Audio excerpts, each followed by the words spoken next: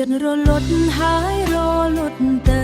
វាឆេងខ្លីទៅដូចជារូបយើងខ្ញុំមិនចង់ស្ដាប់ពាក្យសុំទោសទៀតទេវាមិនអាចធ្វើឲ្យភ្លើងឆេះឡើងវិញបានឡើយអង្គុយមើលកំទេចមេចាក់ស្រែពេញតយើងនិយាយ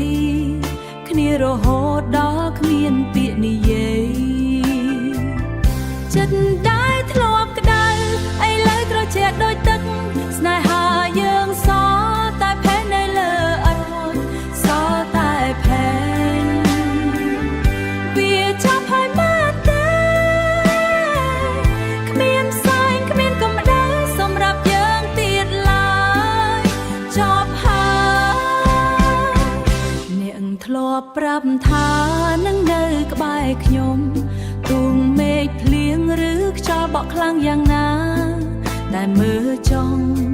បាយនៅកណ្ដាលវងក៏ត្រជាក់អស់ដែរខ្ញុំមិនខឹងអ្នកទេខ្ញុំគ្រាន់តែហត់នឹងការតស៊ូដែលគ្មានលទ្ធផលយើងខំប្រឹងចាក់ប្រេងតែប្រេងនោះវាអង្